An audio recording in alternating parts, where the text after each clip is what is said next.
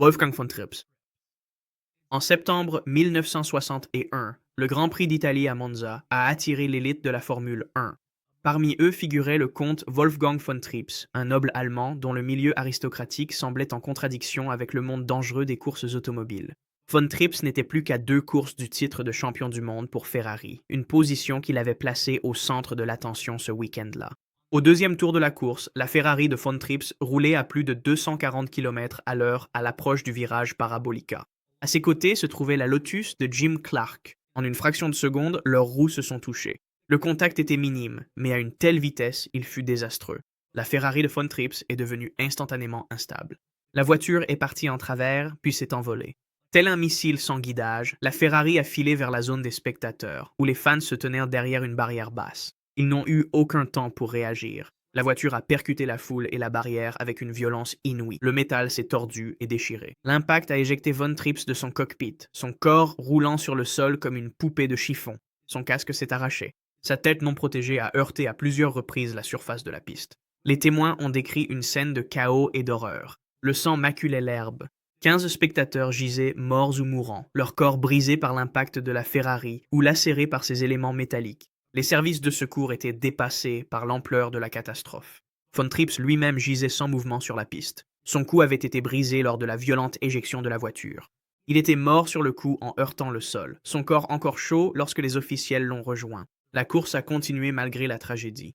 Alors que les voitures rugissaient en passant devant la scène de l'accident, les officiels recouvrirent le corps de Von Trips d'une bâche. Les rêves de championnat de l'Allemand se sont arrêtés là, sur l'asphalte de Monza, sa vie fauchée à 33 ans et ses espoirs de titre remis à son coéquipier Phil Hill, qui devint champion du monde ce jour-là. Ayrton Senna. Le 1er mai 1994, le Grand Prix de Saint-Marin à Imola se déroulait sous une sombre atmosphère. La veille seulement, le pilote autrichien Roland Ratzenberger était décédé lors des qualifications. Malgré cela, Ayrton Senna, triple champion du monde et sans doute le plus grand pilote de Formule 1 de l'histoire, prit place sur la grille de départ. Sa Williams était en pole position, une place familière pour le maître brésilien. La course a commencé et Senna s'était lancé comme prévu. Au 7e tour, sa voiture a abordé le virage rapide de Tamburello à environ 190 miles à l'heure.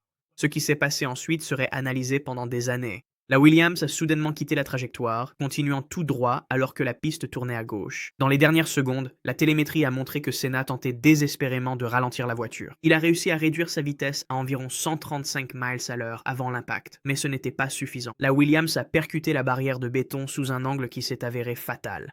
Au moment de l'impact, une pièce de la suspension s'est détachée. Tel un javelot, elle a transpercé le casque en fibre de carbone et a atteint la tête de Senna. La roue avant droite et l'ensemble de la suspension ont été repoussés dans le cockpit, frappant son casque avec une force énorme. Du sang s'est immédiatement accumulé à l'intérieur de son casque. Lorsque les équipes médicales sont arrivées, Senna était encore assis dans sa voiture, immobile mais vivant, la tête légèrement inclinée, du sang s'écoulant sous sa visière. Les médecins du circuit ont pratiqué une trachéotomie d'urgence sur place, sachant que chaque seconde comptait. L'hélicoptère attendait pour le transporter à l'hôpital Maggiore de Bologne. Bien que son cœur battait, les scanners ont révélé des blessures graves. À 18h40, les médecins annoncèrent ce que des millions redoutaient. Ayrton Senna était mort. Le Brésil déclara 3 jours de deuil national. On estime à 3 millions le nombre de personnes rassemblées dans les rues de Sao Paulo pour ses funérailles. Le pilote qui semblait invincible sur la piste s'est éteint à 34 ans, sa légende immortalisée dans ce dernier instant fatal à Tamburello. Roland Ratzenberger. Le 30 avril 1994, la séance de qualification du Grand Prix de Saint-Marin avait débuté à Imola.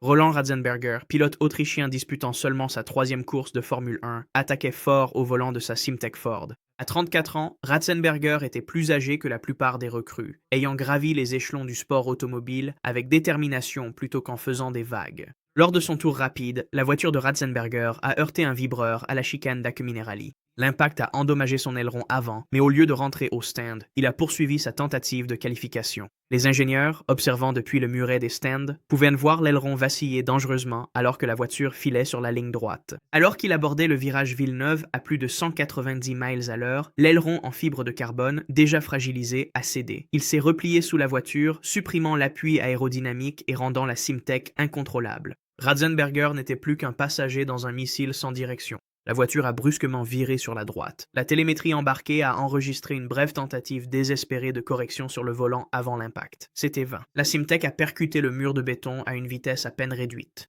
L'impact a été si violent que la tête de Ratzenberger a violemment heurté le cockpit, provoquant une fracture de la base du crâne. Le harnais de sécurité qui le maintenait dans la voiture est devenu le mécanisme de la blessure mortelle, son corps restant fixé tandis que sa tête était projetée violemment vers l'avant. Lorsque les commissaires sont arrivés sur les lieux, Ratzenberger était immobile, la tête inclinée à un angle anormal. Les équipes médicales ont travaillé frénétiquement, l'extrayant de l'épave et commençant la réanimation cardio-pulmonaire. Un hélicoptère attendait à proximité pour l'évacuer vers l'hôpital Maggiore de Bologne. Malgré leurs efforts, Ratzenberger a été déclaré mort à son arrivée. La cause officielle a été établie comme étant une fracture de la base du crâne, une blessure qui allait plus tard conduire à l'obligation du port de dispositifs de soutien de la tête et du cou dans le sport automobile. Sa mort, bien qu'éclipsée rapidement par celle de Senna le lendemain, a marqué le premier décès survenu lors d'un week-end de Grand Prix depuis 12 ans, Tom Price. Le 5 mars 1977, le Grand Prix d'Afrique du Sud avait lieu à Kyalami. Tom Price, un talentueux pilote gallois de l'écurie Shadow, était connu pour sa vitesse naturelle et sa détermination tranquille. À 27 ans, il était considéré par beaucoup dans le paddock comme un futur champion, sa carrière commençant tout juste à s'épanouir dans le monde dangereux de la Formule 1 des années 1970. Au 22e tour, la voiture de Renzo Zorzi s'est arrêtée sur le bord de la piste à cause d'un début d'incendie moteur. Deux commissaires venus du côté opposé du circuit ont traversé la piste en courant pour intervenir avec des extincteurs. Le premier a réussi à traverser sans encombre. Le second, Frédéric Janssen van Vuren, âgé de 19 ans, n'a pas eu cette chance. Alors que Price franchissait la bosse après la ligne droite principale, il roulait à environ 170 miles à l'heure. Le commissaire est soudainement apparu devant lui, traversant directement sa trajectoire. Il n'y avait pas le temps de réagir, aucune possibilité d'éviter la collision. L'impact fut dévastateur. La Shadow a percuté Van Vuren avec une telle force que le corps du commissaire a été projeté très haut dans les airs, retombant à des centaines de mètres de là. Son corps était tellement mutilé que les officiels n'ont d'abord pas pu identifier de quel commissaire il s'agissait. Mais l'horreur ne s'est pas arrêtée là. L'extincteur de 40 livres que Van Vuren portait a été percuté par la voiture de Price. Il est devenu un projectile mortel, fonçant directement sur le visage de Price à une vitesse relative approchant les 320 km à l'heure. L'extincteur a frappé le casque de Price avec une force dévastatrice, soulevant partiellement son casque et causant des blessures mortelles à sa tête. L'impact a été si violent que le casque intégral n'a offert aucune protection significative. La voiture de Price a continué sa course sur la ligne droite, n'étant plus contrôlée par son pilote. Price étant déjà mort au volant, la Shadow a dévié et percuté la Ligier de Jacques Lafitte avant de finalement s'immobiliser. Lorsque les officiels sont arrivés à la voiture, ils ont trouvé Price encore sanglé dans le cockpit, son visage méconnaissable à cause de l'impact. La course a continué autour des deux corps recouverts sur et près du circuit, les procédures de drapeau rouge de l'époque n'étant pas jugées nécessaires pour ces décès. Ronnie Peterson. Le 10 septembre 1978, le Grand Prix d'Italie à Monza a commencé dans le chaos. Ronnie Peterson, le pilote suédois surnommé Super Swede pour son style de conduite spectaculaire, était dans sa Lotus noire, partant du milieu de la grille. Grand, blond et apprécié de tous dans le paddock, Peterson était l'une des figures les plus populaires de la Formule 1. Au passage des feux, le peloton de voitures puissantes a accéléré vers la première chicane. La piste étroite ne pouvait pas accueillir les 24 voitures se disputant la position. La McLaren de James Hunt a dévié légèrement, touchant une autre voiture. En un instant, ce qui était une grille ordonnée est devenu une masse de machines tournoyantes et en collision. La Lotus de Peterson a été projetée contre les barrières à grande vitesse. L'impact a été violent, écrasant l'avant de la voiture et emprisonnant ses jambes dans le métal tordu. En quelques secondes, l'épave s'est embrasée. Le carburant provenant des réservoirs éventrés s'est enflammé, entourant Peterson de flammes. Plusieurs pilotes, dont James Hunt, se sont arrêtés et ont couru vers la Lotus en feu. Ils ont sorti Peterson de l'enfer avant qu'il ne subisse de graves brûlures, mais les dégâts à ses jambes étaient déjà faits. Toutes deux étaient gravement fracturées, avec de multiples fractures ouvertes clairement visibles alors qu'ils le déposèrent sur la piste. Lorsque les équipes médicales sont arrivées, Peterson était conscient et parlait. Ses blessures, bien que graves, ne semblaient pas mettre sa vie en danger. Il a été transporté à l'hôpital Niguarda de Milan où des radiographies ont confirmé au moins 27 fractures aux jambes et aux pieds. Les médecins ont décidé d'opérer immédiatement pour stabiliser les fractures. Ce que personne n'avait réalisé, c'est que la moelle osseuse provenant des multiples fractures était déjà entrée dans la circulation sanguine de Peterson. Au cours de la nuit, il a développé un syndrome d'embolie graisseuse. De minuscules globules de graisse ont commencé à obstruer de petits vaisseaux sanguins dans ses poumons et son cerveau. Sa respiration est devenue difficile. Ses organes ont commencé à défaillir un à un, l'oxygène n'atteignant plus ses tissus. Au matin, Peterson était dans un état critique. Sa femme, Barbara, s'est précipitée à son chevet mais est arrivée trop tard. À 9h55, le 11 septembre, Ronnie Peterson est décédé à l'âge de 34 ans, non pas des suites de brûlures ou d'un traumatisme immédiat, mais à cause de dommages internes insidieux que personne n'avait détectés à temps. Jules Bianchi. Le 5 octobre 2014, le Grand Prix du Japon à Suzuka était frappé par des pluies torrentielles causées par un typhon approchant. La course avait commencé sous régime de voiture de sécurité, et la visibilité était mauvaise. Jules Bianchi, un pilote français de 25 ans pour Marussia et espoir de la Ferrari Academy, se battait ardemment pour rapporter à son équipe de précieux points au championnat. Au 43e tour, la pluie s'était intensifiée. La Sauber d'Adrian Sutil avait déjà fait de l'aquaplaning et était sortie de la piste au virage Dunlop, percutant les barrières de pneus. Une grue de dépannage avait été envoyée pour retirer la voiture de Sutil, positionnée juste au-delà de la zone de dégagement. Alors que Bianchi abordait le même virage, sa voiture a commencé à faire de l'aquaplaning sur la surface détrempée. Il a perdu le contrôle à environ 216 km/h, quittant la piste pratiquement au même endroit que Sutil quelques instants plus tôt. Mais contrairement à Sutil, la trajectoire de Bianchi l'a mené directement vers le véhicule de dépannage. La Marussia a glissé sous l'arrière de la grue de 13 tonnes. Il n'y avait pas de jupe de sécurité pour empêcher une telle intrusion. L'impact a arraché l'arceau de sécurité de la voiture de Bianchi et provoqué une décélération mesurée à 254 G, l'une des plus élevées jamais enregistrées dans le sport automobile. Le choc a été écrasant. Le casque de Bianchi a heurté le dessous de la grue avec une force énorme.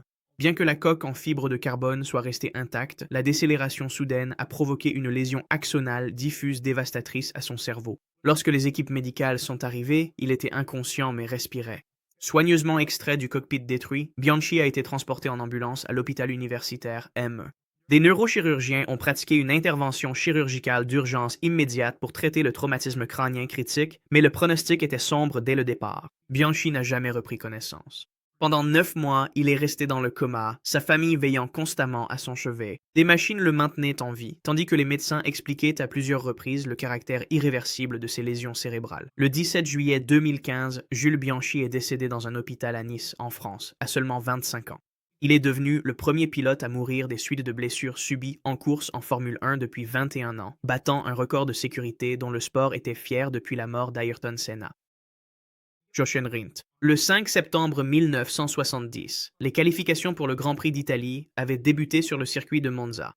Jochen Rindt, pilote autrichien réputé pour sa maîtrise spectaculaire de sa voiture et son style intrépide, menait le championnat avec une avance considérable. À 28 ans, il avait enfin obtenu une voiture compétitive avec l'équipe Lotus après des années de lutte dans des machines moins fiables. Rindt attaquait fort pendant la séance, déterminé à décrocher la pole position, malgré les inquiétudes concernant la sécurité de sa voiture. La Lotus 72 était rapide mais fragile, son concepteur, Colin Chapman, étant célèbre pour construire des voitures légères, innovantes et souvent à la limite de l'intégrité structurelle. Alors que Rindt abordait le virage de la Parabolica à environ 175 miles à l'heure, quelque chose a terriblement mal tourné.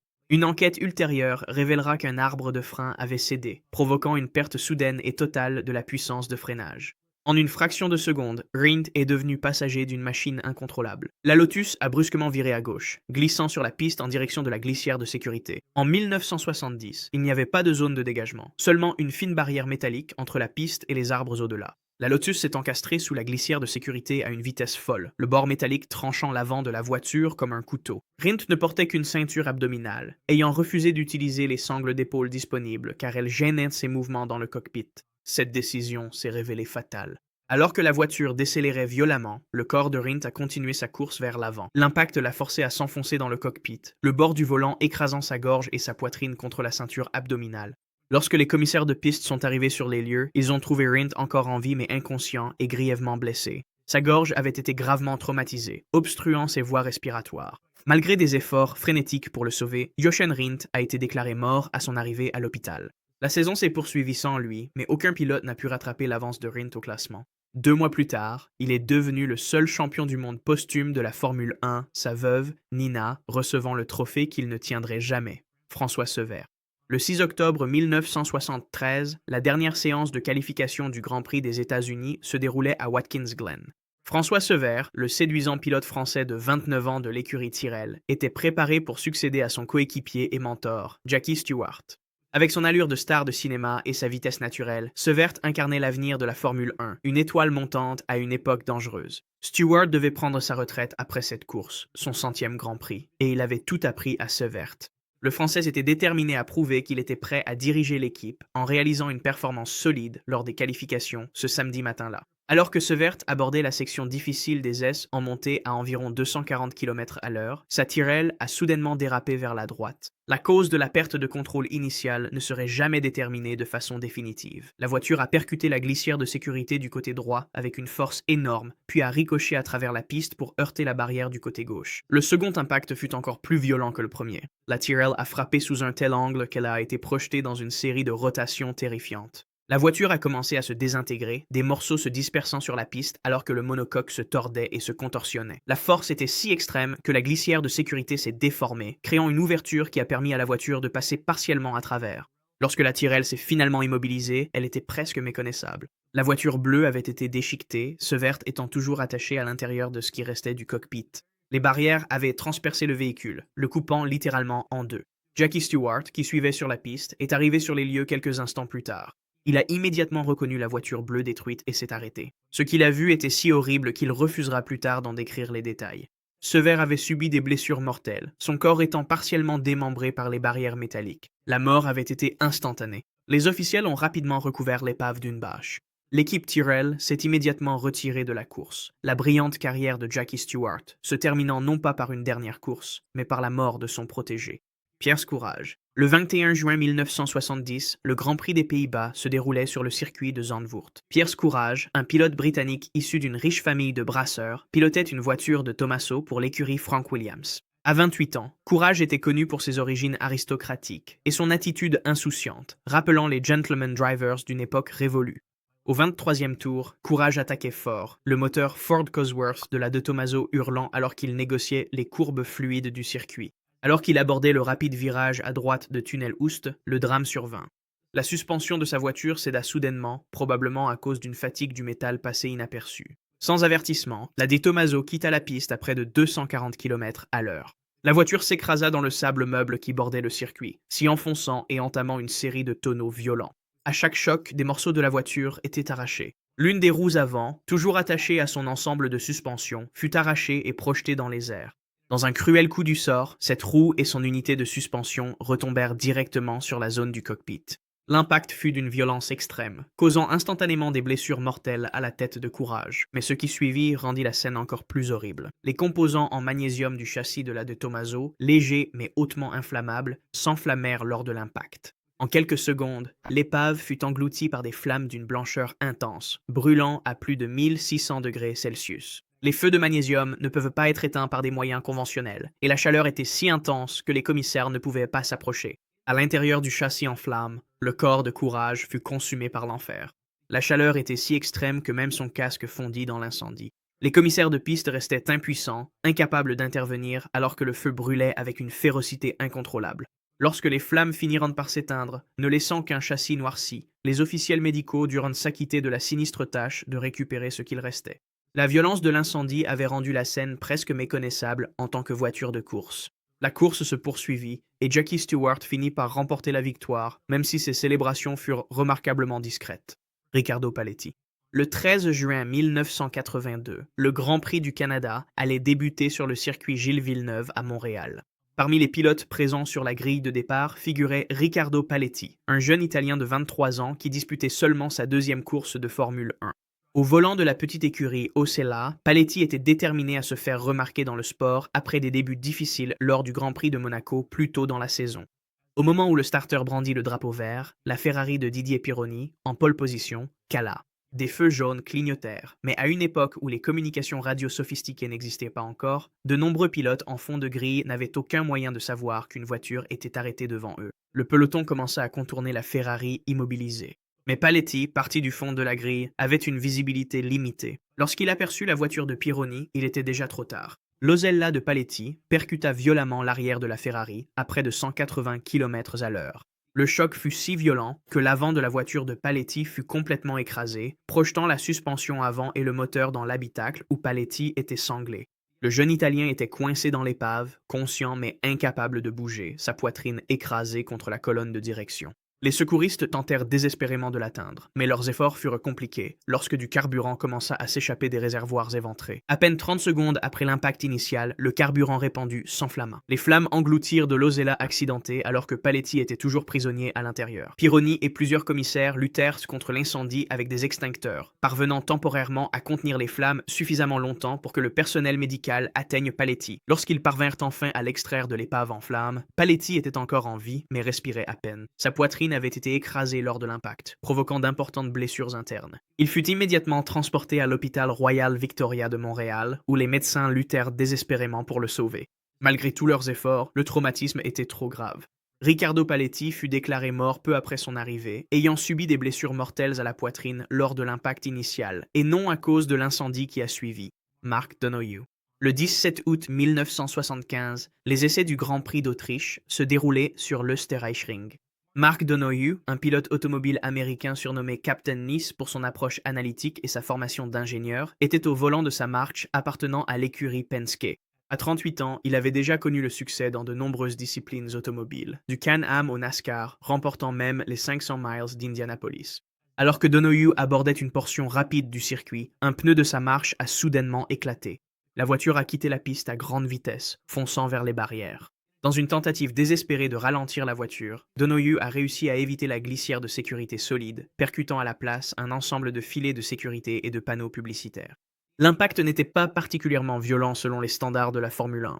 La voiture a traversé le grillage et s'est immobilisée sans les dégâts dévastateurs que l'on observe généralement lors d'accidents mortels. Donohue a pu sortir lui-même de la voiture et se tenir debout sans aide. Il semblait secoué mais en grande partie indemne, se plaignant seulement d'un mal de tête. Le personnel médical du circuit l'a examiné brièvement sur place et n'a constaté aucune blessure évidente. Le mal de tête a été écarté comme étant probablement la conséquence de l'impact, chose courante pour les pilotes de course de l'époque. Donohue s'est éloigné de l'accident et est retourné à son hôtel pour se reposer.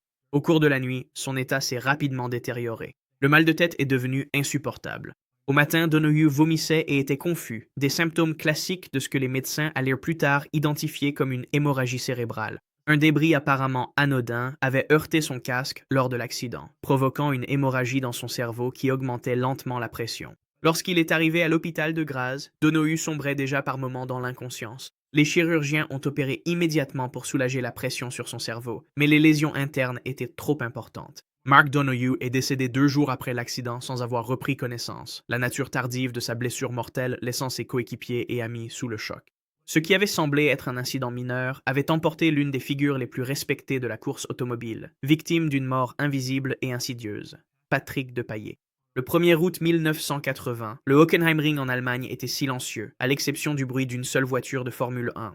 Patrick Depailler, le pilote français de 35 ans connu pour son style de conduite flamboyant et sa passion pour les motos, effectuait une séance d'essai privée pour l'équipe Alfa Romeo. Le Grand Prix d'Allemagne du week-end approchait et Depailler était déterminé à améliorer les réglages de la voiture. Le circuit de Hockenheim en 1980 était une piste redoutable, avec de longues lignes droites traversant une forêt dense. La section la plus difficile était Lost Curve, un rapide virage à gauche qui exigeait une précision et un engagement absolu. Les pilotes l'abordaient à plus de 170 miles à l'heure, avec seulement de minces barrières les séparant des arbres au-delà. Aux environs de 10h30 du matin, Depailler en était à son 4e tour de la journée. Alors qu'il entrait dans Lost Curve, quelque chose sur la voiture a complètement lâché. Des enquêtes ultérieures ont suggéré qu'un élément de la suspension s'était cassé, bien que certains aient supposé qu'une crevaison était en cause. Quelle qu'en soit la cause, le résultat fut le même. L'Alfa Romeo est devenue instantanément incontrôlable à pleine vitesse. La voiture est partie en travers puis s'est envolée. Pendant un bref instant, la machine rouge a volé dans les airs avant de s'écraser contre les barrières Armco avec une force dévastatrice. L'impact a été si violent que la voiture s'est désintégrée, des morceaux se dispersant sur la piste et dans la forêt.